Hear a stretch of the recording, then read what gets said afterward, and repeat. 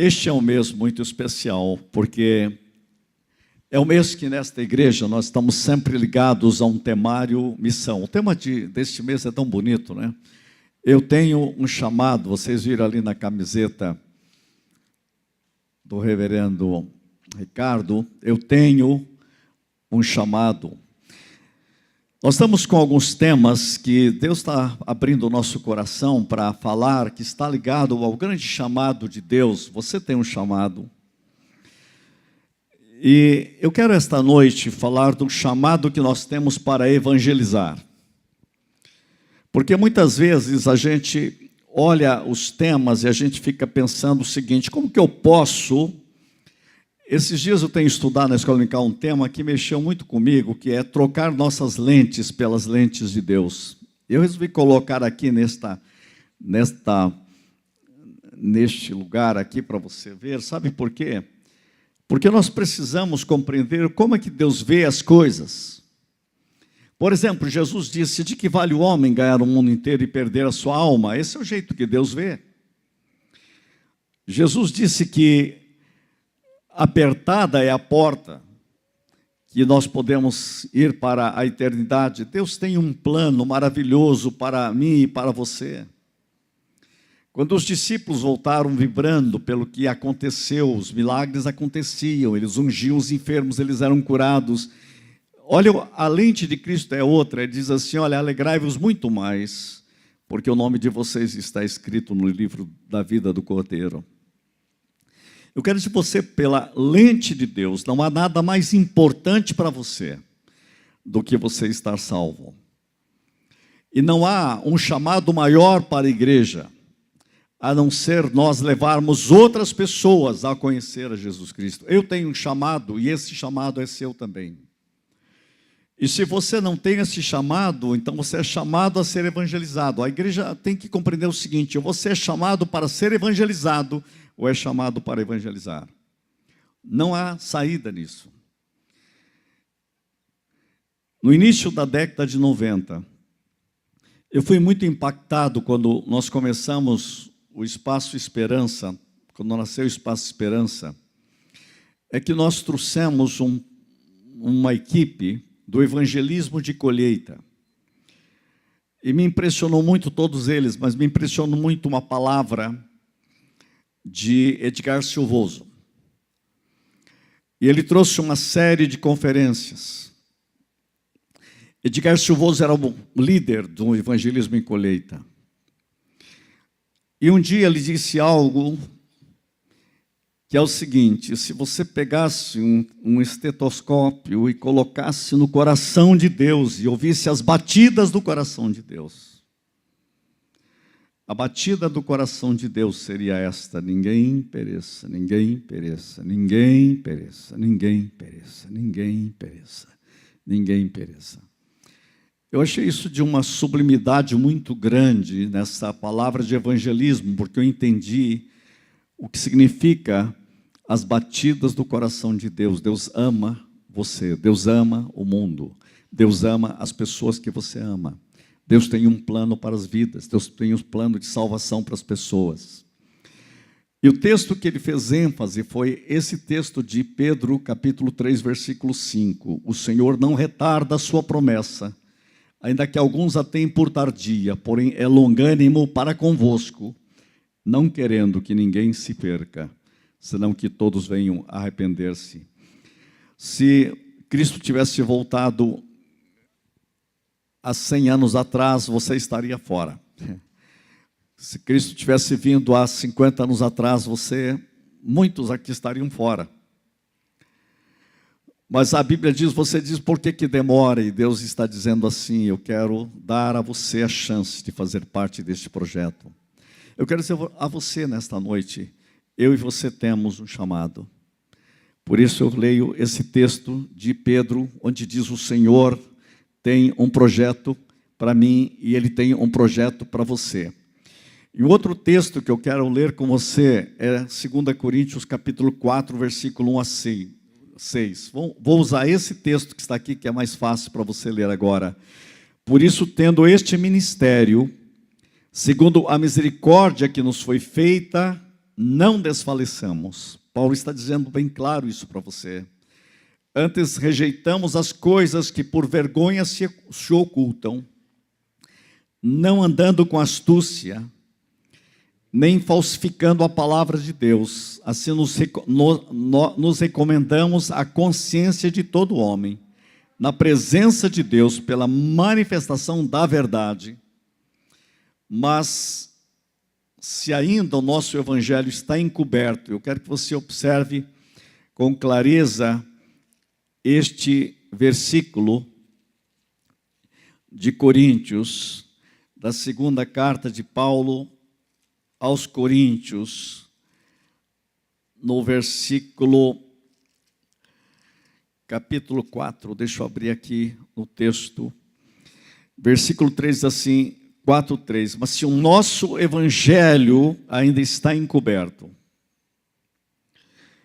é para os que se perdem que está encoberto. Olha como é forte isso.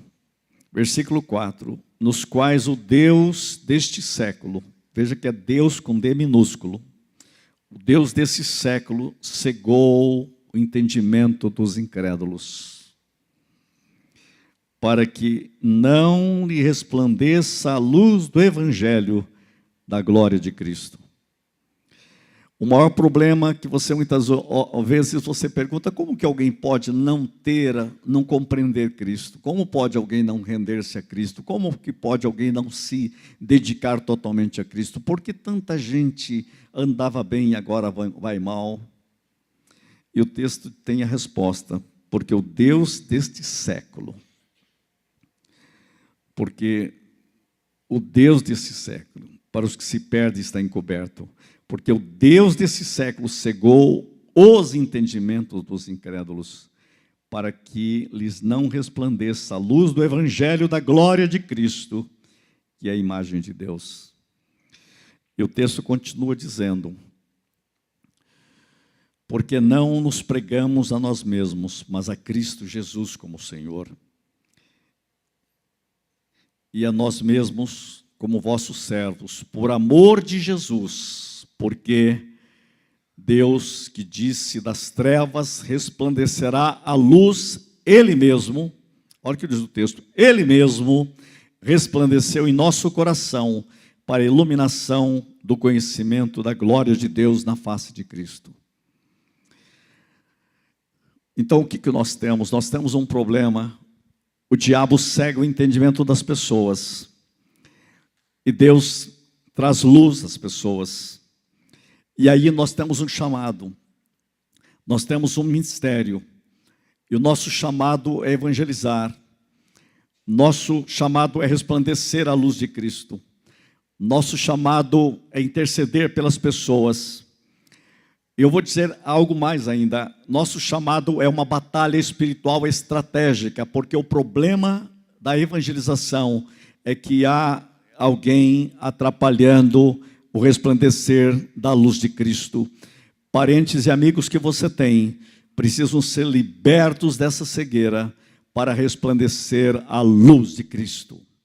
Isto é batalha espiritual estratégica. E quando eu vi muito esta mensagem de Edgar Silvoso do Evangelismo em Colheita, e fui à Argentina para ver o que eles faziam, e fiquei muito impressionado como eles oram, e esse ministério de evangelismo de colheita foi muito forte em todo o mundo e invadiu os países para que as pessoas compreendam que nós precisamos orar e comandar estrategicamente contra aquilo que cega as pessoas. É isso que eu quero falar um pouco com você. Você é chamado a fazer parte disto.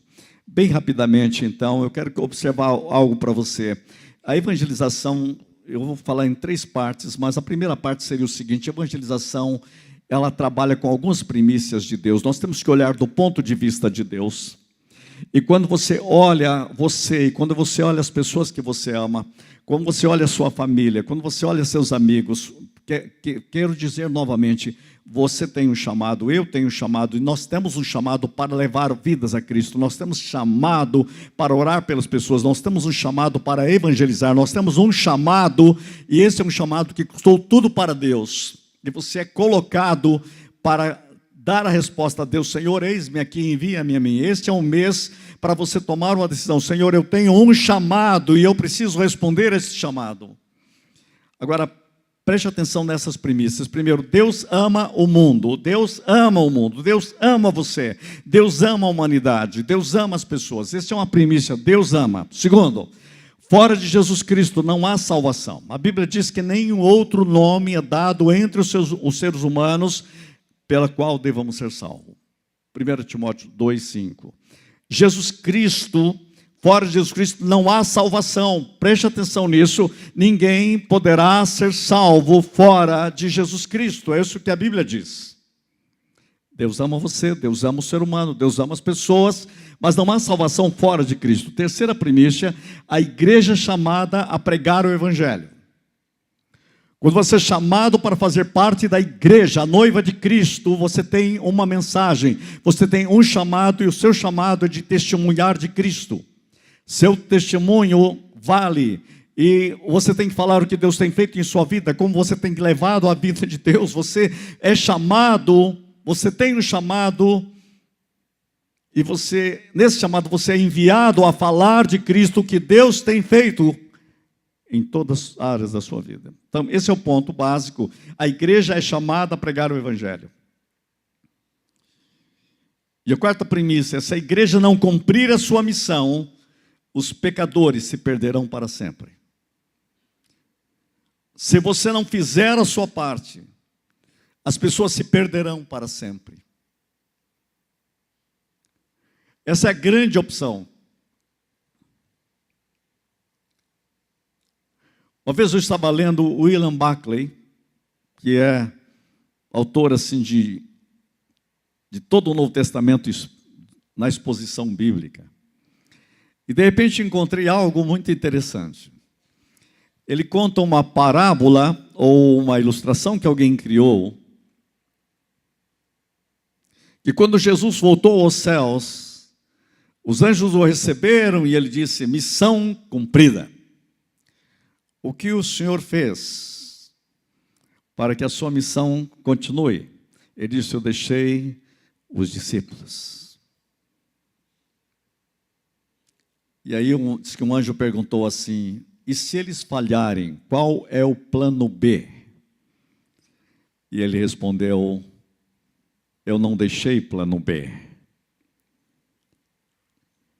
Eu confio que eles farão isso. O que você disse a eles? Ide e pregai o Evangelho. Você não pode falhar. Vou ler de novo. Se a igreja não cumprir sua missão, os pecadores se perderão para sempre. As pessoas que você ama e que você conhece, se nós não fizermos a nossa parte, elas se perderão para sempre. Nós precisamos ter um compromisso e uma resposta em Deus, queridos, que ecoe na eternidade. Eu e você precisamos fazer com que a nossa vida, o que temos ainda para viver, seja um eco na eternidade. Não importa o que você deixou de fazer, o mais importante é que você poderá fazer a partir de agora, até o último dia da sua vida. Você precisa estar comprometido, e a sua resposta tem que ser uma resposta de compreender claramente neste mês de hoje isto: eu tenho um chamado. Se nós falharmos, as pessoas se perderão para sempre. Quinto, quando cumpre sua missão, a igreja entra em batalha contra Satanás. Não há nada mais que o diabo odeia na sua vida do que você cumprir a missão de Deus na sua vida. Por isso eu digo que cumprir o chamado de Deus é uma batalha. É uma permanente guerra. Por isso exige de você estar preparado para isto. Então você precisa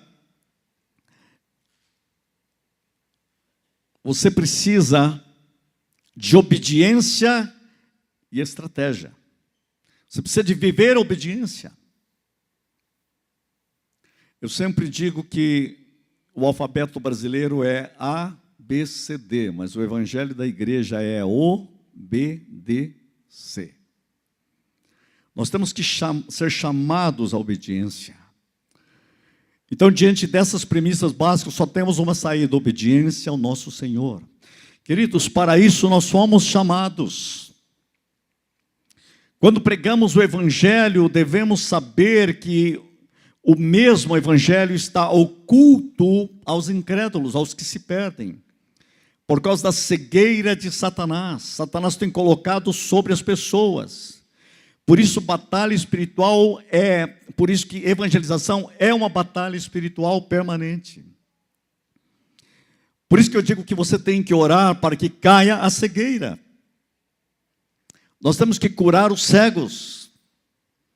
Nós temos que ordenar em nossas orações, intercessões e súplicas contra a cegueira.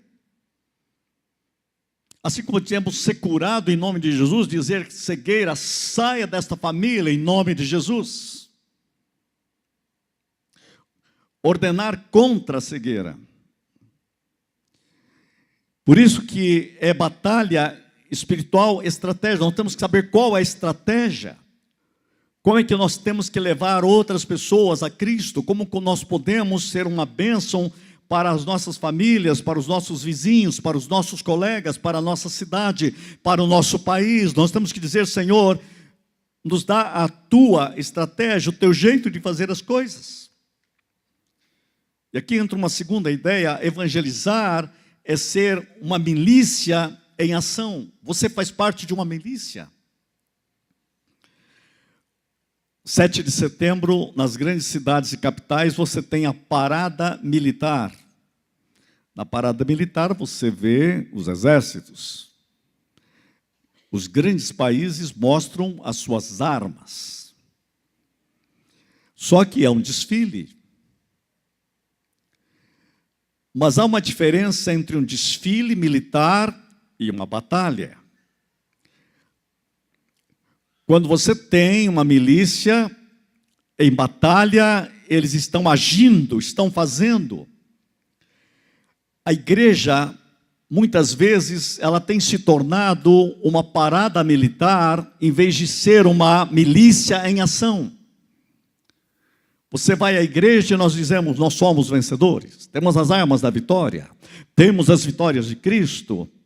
Mas espere um pouco, você está só mostrando numa parada militar, nos cultos: eu creio na vitória, adora e diz da vitória. Agora, uma coisa eu digo: quanto que você está sendo milícia? Sabendo qual é o meu alvo nesta semana?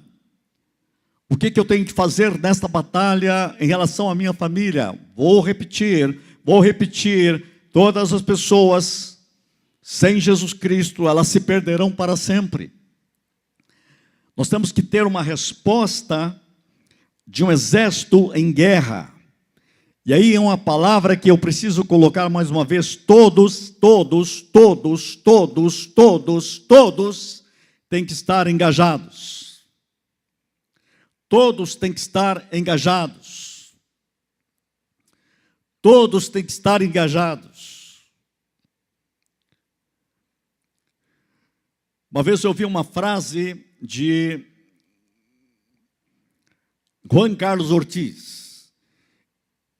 Ele diz que muitas vezes nós somos um trem, como igreja, todos viajando e apenas o maquinista e o cobrador trabalhando, e os outros avançando. Ele disse: não, a igreja não é um trem de turismo, a igreja é um navio de guerra, onde todos são tripulantes, onde todos têm algo a fazer, onde todos têm uma missão, onde todos têm que descobrir qual é a minha parte, a minha função, para ecoar na eternidade. É isso que eu quero dizer esta noite. Estou dizendo a você que nós somos uma milícia em ação. Esse é o nosso chamado. O que fazer então ao longo prazo? Primeiro, nunca perder a mentalidade de guerreiro. O que é isto? É uma vida de oração. O que é isso? Uma vida de palavra. O que é isto? Uma vida de compromisso, uma vida de atento. Tem que estar atento. Segundo, manter um ministério agressivo de oração por todas as pessoas. Por todas as pessoas. O Billy Graham tinha um projeto interessante que foi aplicado no Brasil uma época chamado Operação André. Por que André? Porque a Bíblia diz que André conheceu a Jesus Cristo e levou seu irmão a Jesus. Então, Operação André. Eu conheço Jesus, mas levo o outro a Jesus. E o Billy Graham criou um projeto que era uma ficha em que você colocava 10 nomes que você queria ver salvo e você orava diariamente pela salvação dessas 10 pessoas. Era chamado Operação André. Foi a maior colheita evangelística que nós tivemos no Brasil naquela época. E no mundo inteiro, né? Foi um grande projeto do Ministério Billy Graham. É isso que eu quero dizer, é manter o ministério agressivo de oração pelas pessoas. Terceiro, inspirar e alistar outros para o ministério de intercessão.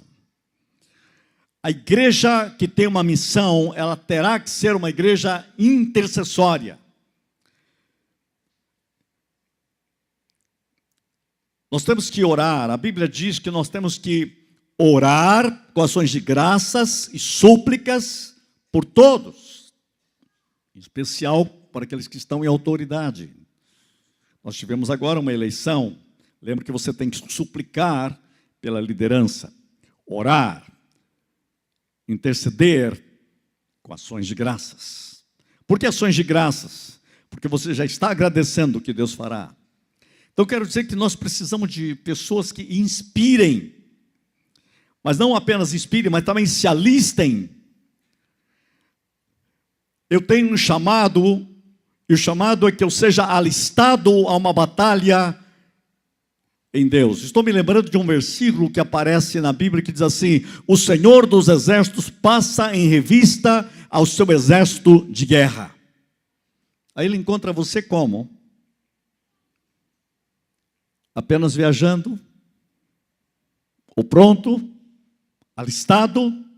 Alinhado? Senhor, qual é o comando de Cristo para uma vida de evangelismo? Eu tenho chamado, você tem chamado, somos chamados, nós temos que inspirar e alistar outros para o ministério de intercessão e evangelização. 4, fortalecer a vida familiar. A vida familiar fortalecida é uma fonte evangelizadora. Isso tem que crescer em nós. Então temos que fazer isso a longo prazo, o tempo todo, né? Perseverar sempre na evangelização, sempre. Temos que descobrir como fazer isto, mas temos que ter os comandos de Cristo para uma vida evangelizadora. E perseverar sempre. Então eu digo, nunca perder a mentalidade de guerreiro, manter o ministério agressivo de oração com as pessoas, inspirar e alistar outros para o ministério de intercessão, fortalecer a vida familiar, perseverar sempre na evangelização e saber que uma igreja evangelizadora impactará a cidade, impactará as famílias, impactará e glorificará o nome de Cristo, vai impactar a nação. E tem algo mais que eu quero dizer a você: impactará a eternidade.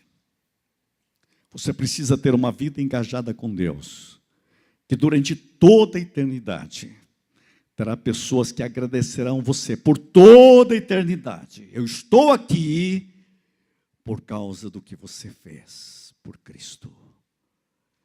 Por toda a eternidade. Por toda a eternidade. Deixa eu te dizer mais uma vez, por toda a eternidade. Se você tiver uma vida comprometida com Deus, uma vida de oração, uma vida pelas próximas gerações, eu quero dizer que enquanto houver pessoas na terra, estará chegando pessoas no céu, e um dia você estará lá e chegará alguém e dizer: eu estou aqui porque você foi uma bênção no meu tataravô, e por causa dele eu estou aqui. Você o levou a Cristo, a sua vida ecoou na eternidade. É isso que você é chamado. Então você não pode deixar a vida na base do deixa a vida me levar. Não, não, você tem que ser levado pelo Espírito de Deus para um compromisso. Eu tenho um chamado. É isso que Deus quer de mim, é isso que Deus quer de você. Isto é um desafio para nós. Por isso, cuidado com os ataques. Cuidado, você tem que estar atento. Estratégia, eu estava falando, cuidado com os ataques. Sabe como que o diabo ataca com você para deixar você sem ser um homem, uma mulher, uma vida engajada com Deus? Vem o pecado, e o antídoto contra o pecado é a graça perdoadora de Deus. Sabe como que o diabo ataca você? Com culpa, o diabo acusa, levando você à ansiedade, por lembranças de pecados passados. Aí ele prende você e vai amarrando você. O antídoto para destruir esse vírus é o perdão já declarado e o pecado esquecido para sempre por Deus.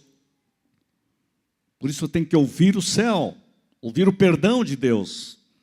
Fortalezas são programas mentais que criam desespero e passividade. Muita gente está passiva. Sabe por quê? Porque foi construindo fortalezas. O diabo sabe como construir fortaleza e deixa você passivo. Você teve desespero, alguém fez alguma coisa errada para você, não confiou em você, e você vai criando aquela fortaleza, e você vai se fechando, decepção, decepção, decepção, decepção, fortaleza de passividade. Como que você pode chegar ao céu e reclamar: as pessoas não me consideraram, eu tive decepções, decepções, decepções? Você vai dar essa resposta por toda a eternidade. São fortalezas que o diabo prende você. Fortalezas de medo. São experiências traumáticas com pessoas que decepcionaram. Muitas vezes o diabo sabe como fazer isso na igreja para parar você. Eu quero nesta noite desafiá-lo a dizer: eu tenho um chamado. E nossas armas são poderosas em Deus para destruir fortalezas. Paulo, no próprio texto que eu li, se você ler, o seguinte diz: nossas armas são poderosas em Deus para destruir fortalezas. Isso está em Coríntios, no capítulo 4. Bem, quando você olha isto, que Deus tem algo glorioso, maravilhoso, poderoso para fazer. Olha só, vamos lá, mais um passo. Evangelizar é desativar as fortalezas. Como que eu faço isso? Renove a sua mente. Nós temos que vencer a desunião. Isso são fortalezas. A falta de unidade é uma fortaleza demoníaca. O diabo sabe como desunir. Então, vencer a desunião, sabe, essa falta de submissão à autoridade espiritual, essa tentação de querer fazer tudo sem a igreja, ou sem o corpo de Cristo, isto é uma coisa altamente demoníaca. Já viu isso? Não.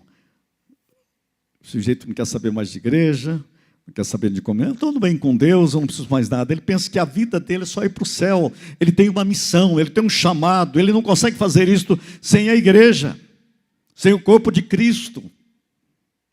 Se o alvo de Deus fosse só te levar para o céu, você se convertia, já morria na hora. Não, ele deixa você na terra. Sabe por quê? Porque você tem um chamado. Sabe por quê? Porque você tem uma missão. Sabe por quê? Porque você tem o que fazer. Sabe por quê? Porque Deus dá dons à igreja. Sabe por quê? Para você ter dons a serviço do reino de Deus.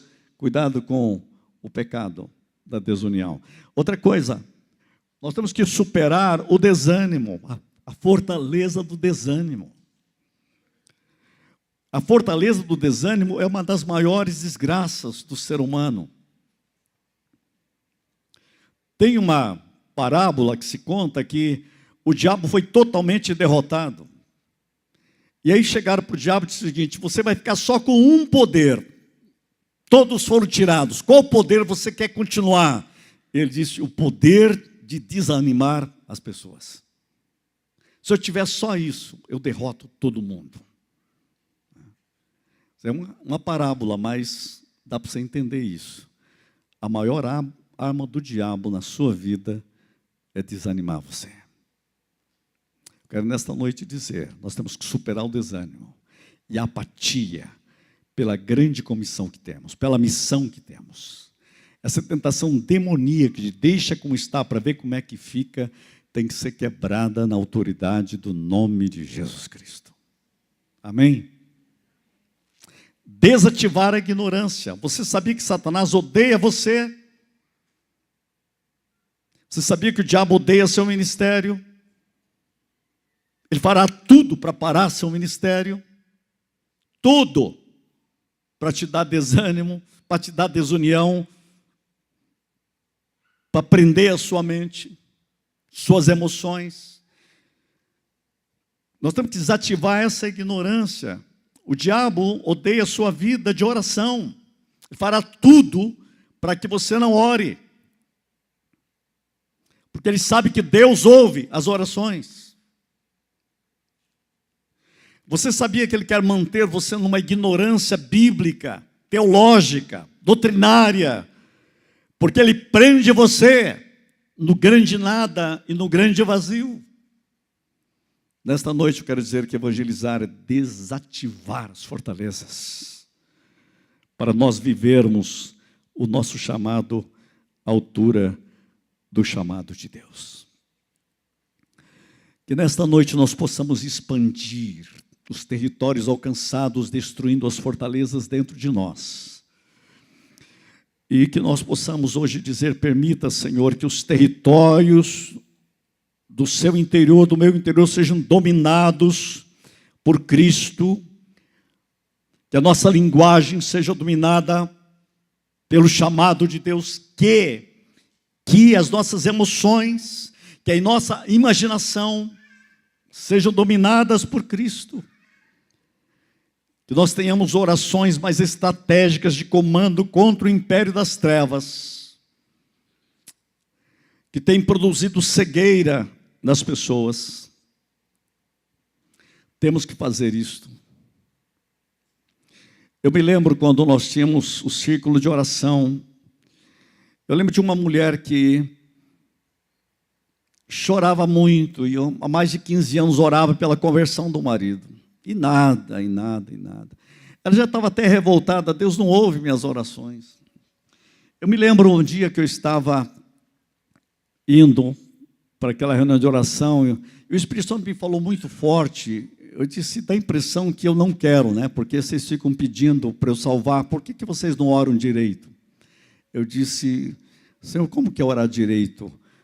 Aí veio o texto, as pessoas estão cegas, porque o Deus deste mundo cegou a inteligência deles, o entendimento deles, e eu te dei autoridade sobre serpentes e escorpiões, e nada do inimigo lhes causará dano. Eu disse, vamos mudar a oração. Na autoridade do nome de Jesus Cristo, levei o grupo de oração e disse, vamos orar agora que caia a cegueira. E aí nós oramos para aquele marido de uma forma específica. Na autoridade do nome de Cristo, começamos a orar, sai toda a cegueira. Em nome de Jesus, e brilhe a luz e a face de Cristo. Vocês não acreditam, naquela semana, uma semana depois, ele já estava na igreja. Tempos depois fez a profissão de fé. Sabe o que aconteceu depois? Se tornou o líder do ministério dos homens da igreja. Que experiência. Deus é poderoso para tirar cegueira. É assim que você tem que olhar para os seus filhos. É assim que você tem que orar pelos maridos, pelas esposas, pelos pais, pelos irmãos, pelos vizinhos. É batalha espiritual. É batalha espiritual. Olha, orando estratégico, comandando contra o império das trevas que tem produzido cegueira nas pessoas. E o texto que eu li diz, por quê? Porque Deus que disse das trevas resplandecerá a luz, Ele mesmo resplandeceu em nosso coração. Você ordena contra a cegueira e diz, Pai, brilha a face gloriosa de Cristo, porque Jesus disse, quando eu for levantado na terra, todos eu atrairei a mim. e nós começamos a experimentar algo fantástico. Conversões, sem parar, porque aprendemos a estratégia do coração de Deus. Sabe o que eu estou dizendo? Orando, intercedendo, abençoando, com amor e perdão, ter a compaixão de Jesus, a compaixão que Jesus tinha pelas vidas, e ser uma expressão do caráter amoroso e perdoador de Cristo. Fique em pé, vamos orar. Enquanto oramos, eu quero pedir que você feche os seus olhos. Talvez nessa mesma noite o Espírito Santo está dizendo a você: você tem um chamado. E Ele chamou você para uma missão. Ele chamou você, e este mês vai ser um mês do trabalhar de Deus. E há muitas pessoas que esperam por você dizer sim a Deus. E há um ministério muito forte e grande para você, na sua família, no seu trabalho e no mundo presente. E Deus poderá mover você profissionalmente, e mover você empresarialmente, mover você intelectualmente, mover você para que o plano dele se complete com um eco de eternidade. Eu tenho um chamado, você tem um chamado. Feche os seus olhos. Pai, na autoridade do nome de Cristo, nós queremos pedir que o Senhor abrace cada vida, Senhor, e possamos ouvir as batidas do teu coração. Sabemos que uma única batida do teu coração abraça o mundo inteiro. E a batida do teu coração abraça cada parente, cada filho, cada mãe, cada pessoa que meus irmãos e irmãs estão pensando neles agora. Oh, Pai, a batida do teu coração é a batida do teu amor por esta pessoa, para que elas sejam salvas e libertadas e tenham uma vida eterna. Que nós possamos entender, Senhor, que a vida eterna, ela ecoa dentro de nós para um grande chamado de levar homens e mulheres a Cristo. Ó Senhor, abre o coração de mães e pais aqui nesta noite, abre o coração de maridos e esposas, abre o coração de parentes aqui, Senhor, abre corações de amigos, que nós possamos ter, Pai, um grande derramar do Teu Espírito Santo, nos dando uma consciência do chamado, das batidas do Teu coração, que nós possamos ouvir as batidas do Teu coração por aquelas pessoas que nós amamos. Nós queremos ouvir as batidas do Teu coração, Senhor, e o Senhor quer trabalhar conosco pelo Teu Espírito para esta batalha estratégica de evangelização. Que o Teu Espírito esteja sobre a igreja, que este seja um mês abençoado e próspero na vida do Teu povo e seja um mês de salvação. Nós oramos em nome de Jesus Cristo. Quem crê e recebe diz... Amém. Vamos adorar.